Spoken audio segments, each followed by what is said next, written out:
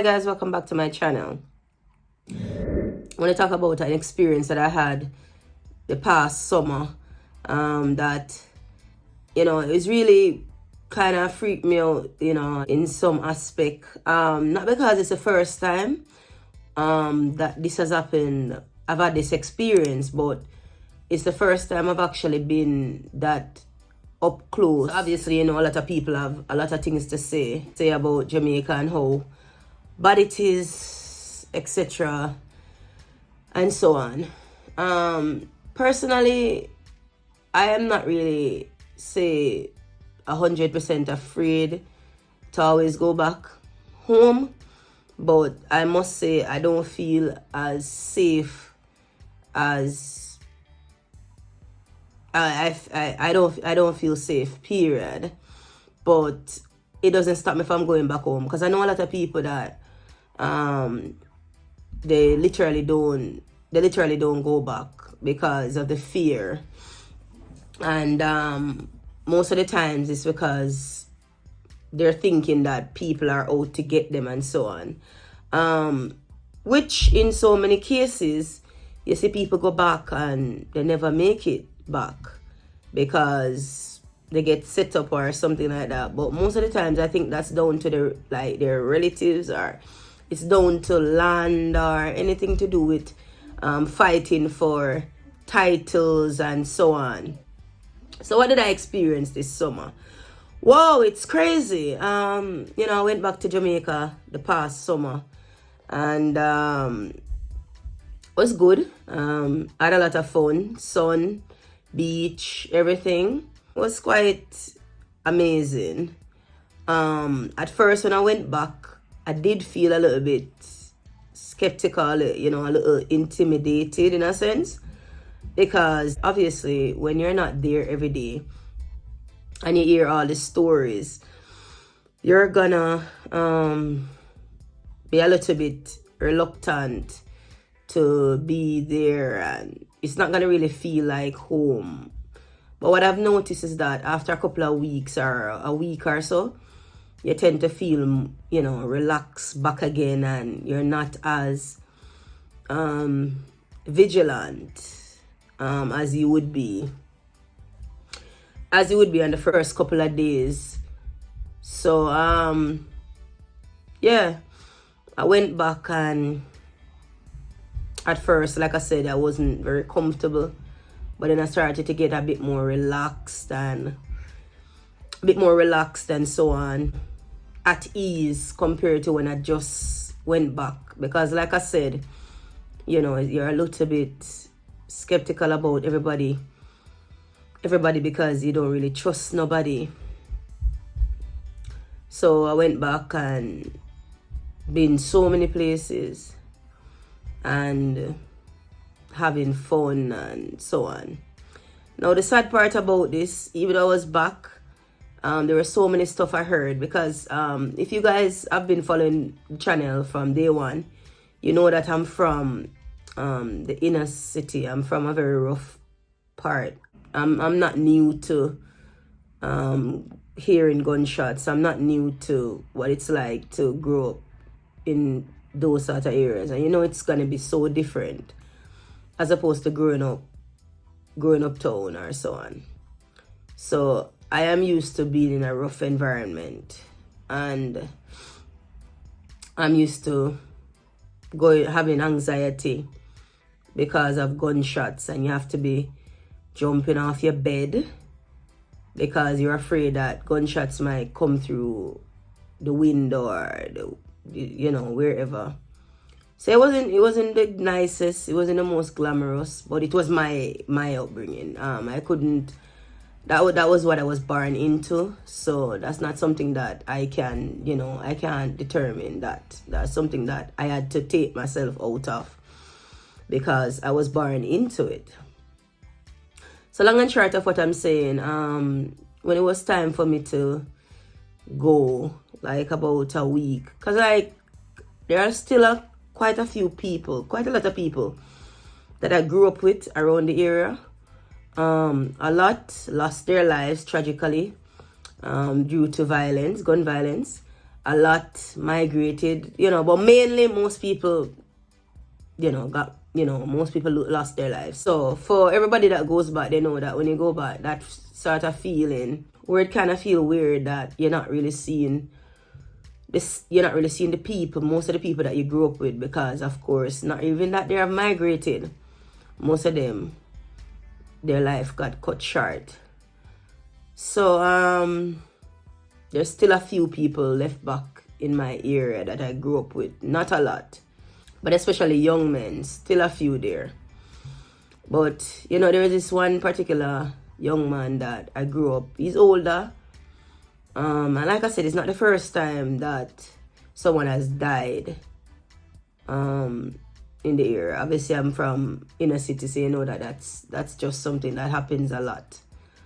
But it's just the weird part of it is I've never really had an encounter with someone who spoke about their death before they die. Like, talk about they think it might happen, They believe people are out to get them and so on.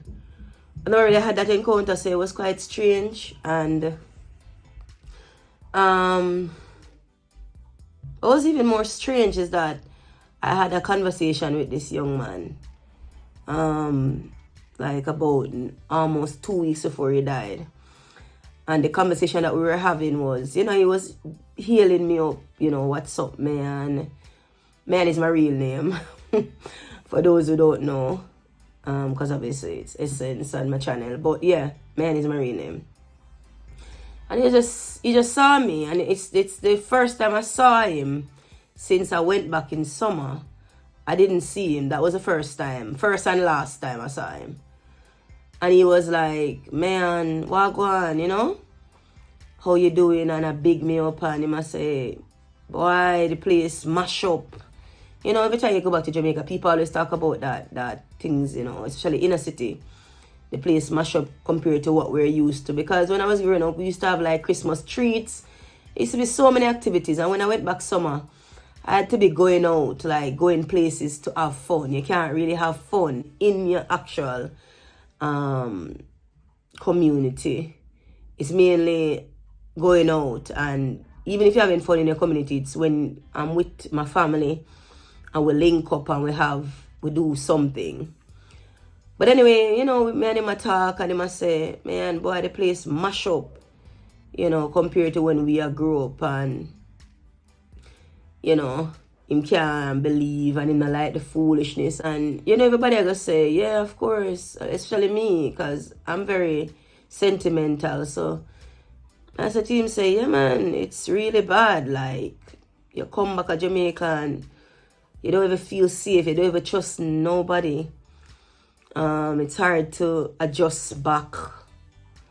And then, like, he went into conversation, like he was talking about other young men that has died and how it affected him to lose these young men. And those other young men are young men that I know as well. So he was just talking about, other people that has died in the recent times. And one of the strangest things was that he started to talk about his own life. And he's like, he doesn't feel safe. And, him feel like him can, if he not watch himself, him can get murdered as well.